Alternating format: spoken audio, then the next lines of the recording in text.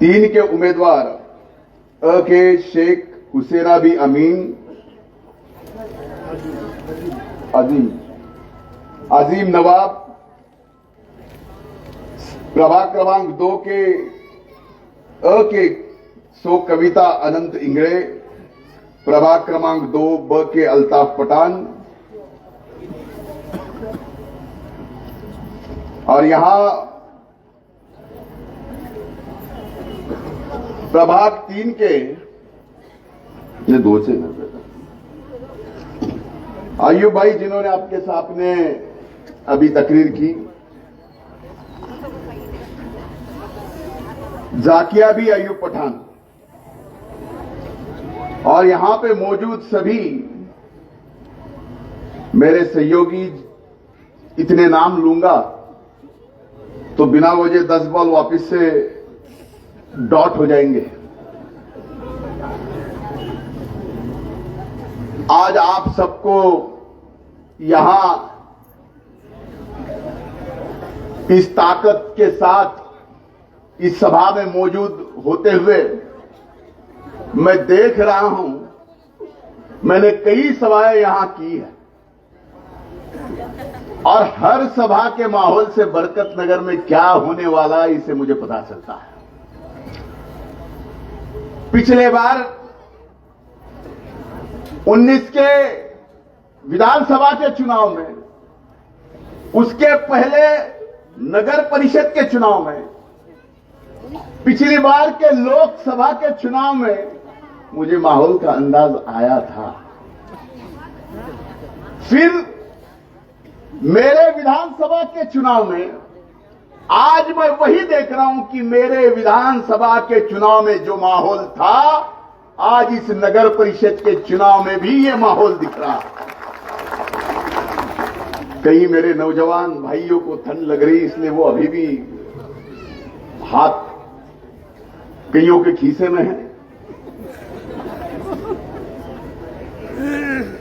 कईयों को अभी भी जरा ठंड लग रही है।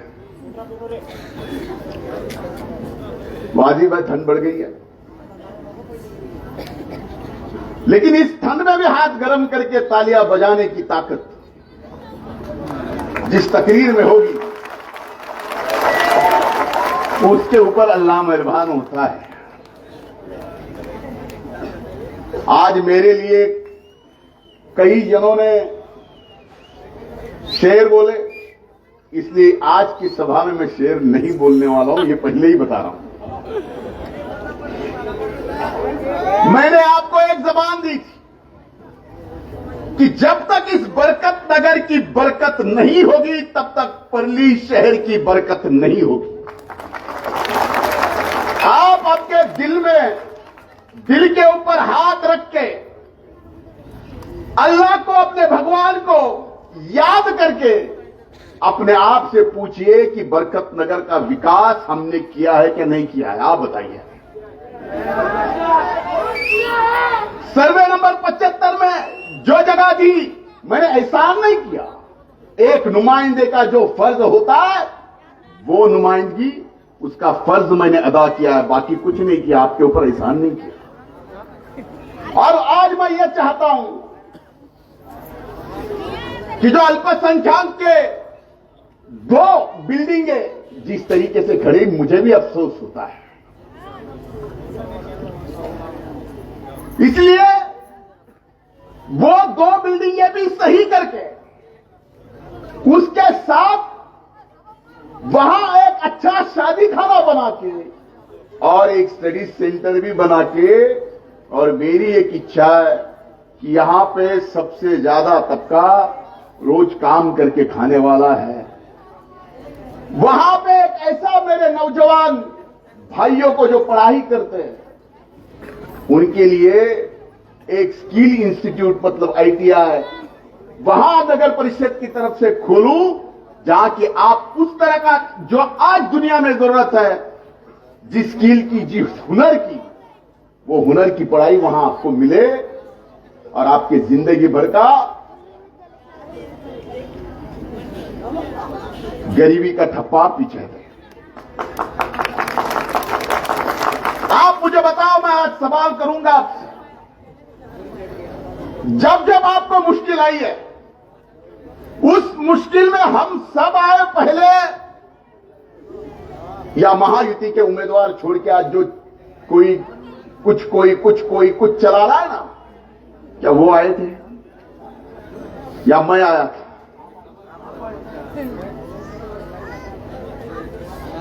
यहां का अतिक्रमण जो था वो भी सही करके पीटीआर देने का, जो रहे वाले पीटीआर है वो भी देने का, और उसके साथ घरकुल देने का काम भी हमने किया है कि नहीं किया है?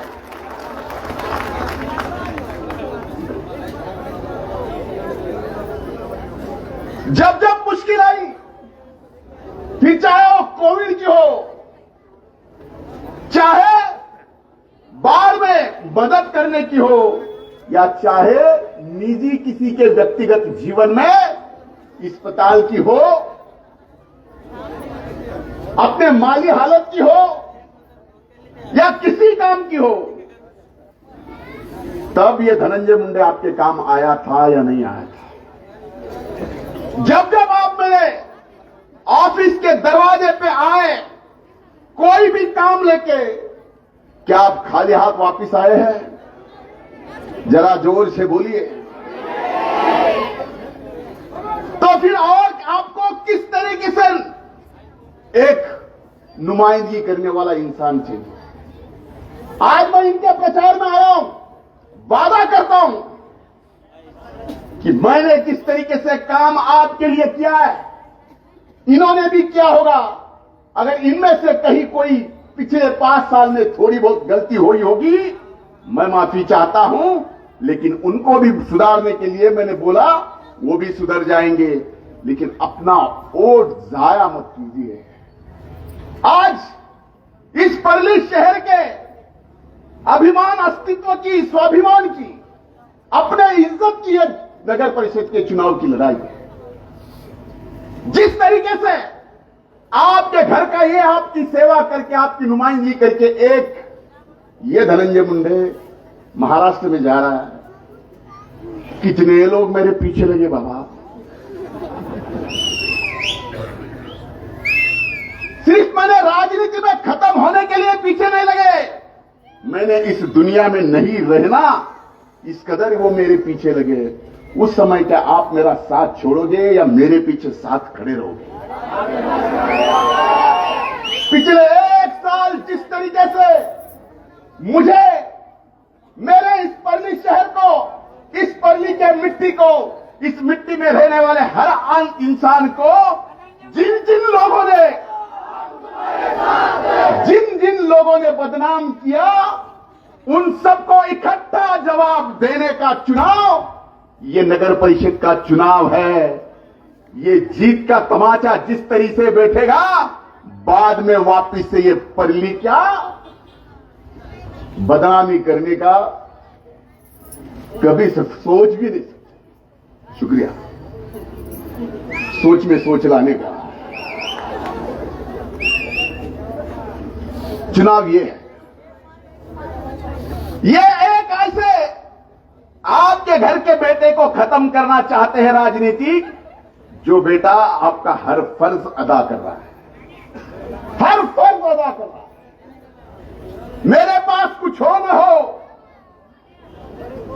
लेकिन आपको मैंने कभी कमी होने नहीं दी। ये फर्ज मैंने अदा किया है कि नहीं किया है? तो फिर आपका फर्ज नहीं बनता कि पूरा एक साथ इकट्ठा ताकत से प्रभाग 2, प्रभाग 3 से नगर अध्यक्ष के लिए इतनी थंपिंग लीड जो मुझे मिली, उससे 10 वोट तो भी ज्यादा मिलनी चाहिए, और उतनी ही लीड 2 और 3 के जो नगर सेवक के लिए अपने उम्मीदवार खड़े हैं, उनके लिए भी उतनी ही लीड देनी पड़ी। भाई, मैं अगर काम करने लायक नहीं रहा तो आपका काम कौन करेगा? आप बताइए। मी जर तुमच्या काम करण्याच्या लायकीचा नाही राहिलो तर तुमचं काम कोण करेल? मग ही आपल्या परळीच्या माझ्यासारख्याच्या लायकीची निवडणूक नाही है। अरे क्या क्या किस किस के जीवन में यहां पे भी जो जो मुश्किलें आई, वो मुश्किल मेरे कान पे आने के बाद मैंने अपने घर की मेरी मुश्किल है समझ के वो हल करने की कोशिश आज तक की। मेरे नौजवान भाइयों, आपको भी भड़काने की कोशिश यहां की जा रही है। आपको लगता होगा यहां जो होता है इस चौक में, इस चौक के किस होटल में क्या चर्चा होती है, ये धनंजय मुंडे को मालूम नहीं होती।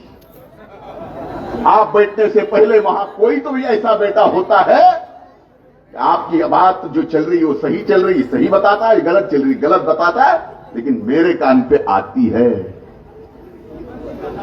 आप हंस रहे, इसका मतलब कुछ न कुछ तो गड़बड़ है, दया गड़बड़ है।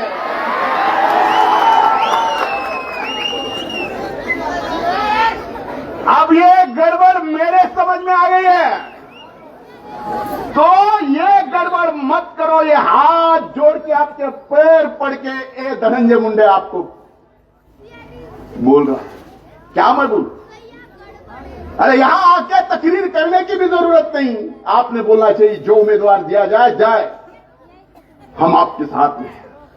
आखिर में काम करने वाला, इन सबको ताकत देने वाला, पहली नगर परिषद पे विकास के लिए पैसे लाने वाला, ये विधानसभा का आपने नुमाइंदा यहां चुन के दिया है, उसमें ताकत है। ये चुन के आएंगे तो मेरी ताकत बढ़ेगी, बढ़ेगी कि नहीं बढ़ेगी? मेरी ताकत बढ़ेगी, यानी आपकी बढ़ेगी क्या नहीं बढ़ेगी? मेरी औकात कुछ नहीं है।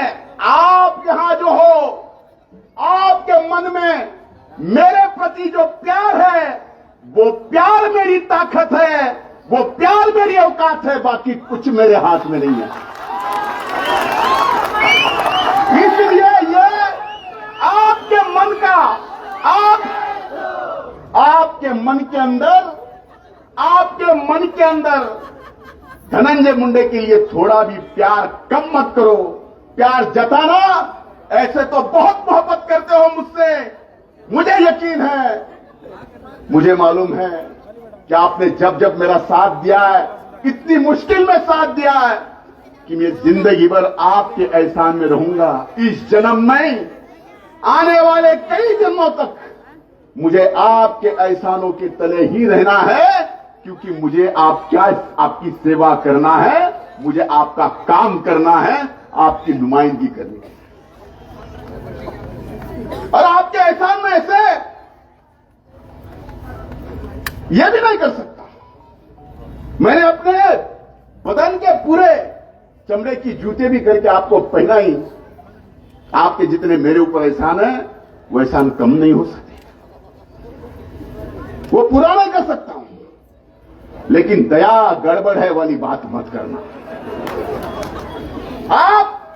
आज आप सब मुझे एक साथ मिलकर बताओ, ऐसी गड़बड़ होने नहीं देंगे। न 2 महीना 3 में गड़बड़ नहीं होने देंगे। आप मुझे बताओ, एक समय था कि उस मेन रोड से यहां आने तक क्या क्या होता था। ना ऑटो वाले आते थे, ना मोटरसाइकिल वाला सही तरीके से आता था, उसको भी 10 मिनट लगते थे। आज वैसी परिस्थिति है क्या? ये रास्ता बराबर है। इस रास्ते की भी बात जबान दी थी, पूरी की कि नहीं?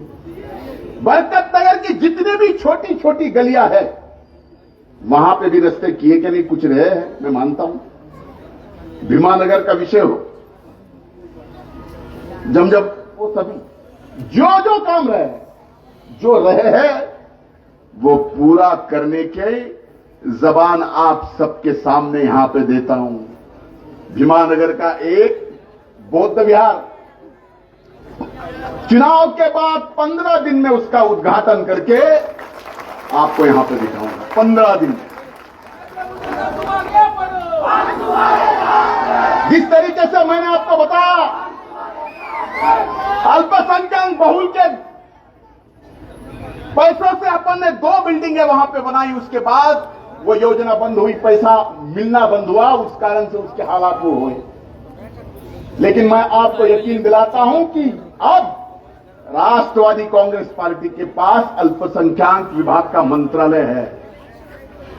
वो बिल्डिंग को सही बनाने के लिए 15 करोड़, वहां पे ITI का एक इंस्टीट्यूट बनाने के लिए 5 करोड़ और एक अच्छा शादी खाना वहां बनाने के लिए 5 करोड़, ऐसे 25 करोड़ रुपए आने वाला दिसंबर का अधिवेशन खत्म होने से पहले मैं यहां ला रहा हूं। वहां उस बिल्डिंग, उस सर्वे नंबर 75 को जोड़ने के लिए एक पुल भी करने की आवश्यकता है, बराबर है। अब इतने नक्शे तो मुझे याद है ना, याद है। इसका मतलब दिमाग में सारे प्लान बैठे हुए कि नहीं, हर गली चौका मुझे मालूम है कि नहीं। और फिर और क्या, 2 पुल हो गए, एक बाकी है। मतलब ये सब कुछ मुझे मालूम है कि नहीं है। जो रास्ते हुए ये भी मालूम है, जो बचे हैं वो भी मालूम है। इसीलिए बार बार मैं ये कह रहा हूं, इधर उधर करके इसको उसको वोट मत दो। ना हाथ आपके काम में आने वाला है, ना एमआईएम आपके काम में आने वाली है, ना कोई अपक्ष वाला काम में आने वाला है। आएंगे तो हम ही आपके काम आते रहे हैं, आएंगे जिंदगी के साथ भी और जिंदगी के बाद भी, ये कहने के लिए मैं आया। भाइयों,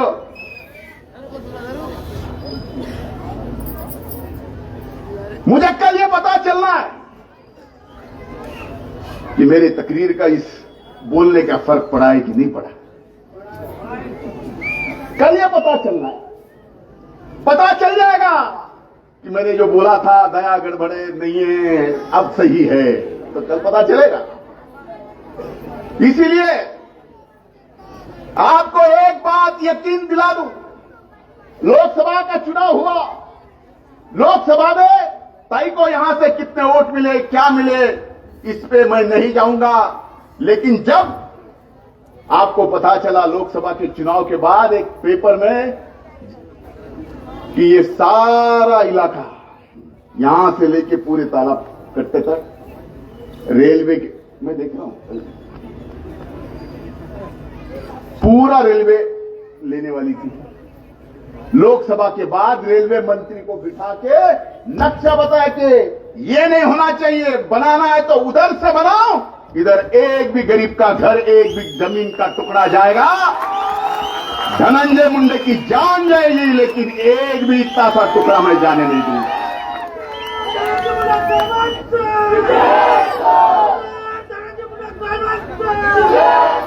इसीलिए हाथ जोड़ के कह रहा हूं, आप में से बहुत चुनिंदा लोग आए थे वो बात कहने के लिए, पूरी आवाम ने नहीं कहा था। लेकिन मुझे लगा कि वो अगर हो गया तो आवाम को कितनी बड़ी तकलीफ होगी। इसलिए 2 और 3 के ये चारों उम्मीदवार और बाजीराव भैया जो पद्मश्री, मतलब वैसे तो राष्ट्रपति पुरस्कार देते हैं पद्मश्री का, लेकिन इनको तो ऊपर वाले ने जोड़ी ऊपर वाले बना था, पद्मश्री बना दिया इनको भी। और वार्ड क्रमांक 8 के 300 वोट यहां पे है। मुझे इतना भी मालूम है किस वार्ड के कितने वोट हैं, किसके हैं। वो 300 वोट भी वार्ड क्रमांक 8 के अपने जो 2 उम्मीदवार हैं उनको मिलने चाहिए। आखिरी बार हाथ जोड़ के एहसान करने पे आया, आप अपना वोट दे के मुझे और एक एहसान करो, और एक एहसान करो। उस एहसानों के तले झुकूंगा नहीं, छाती छोड़ के कहूंगा कि ये है, ये मेरी आवाम है, इनके लिए मुझे करना है, जिंदगी के साथ भी और जिंदगी के बाद भी। बहुत बहुत शुक्रिया। अल्लाह हाफिज। जय हिंद।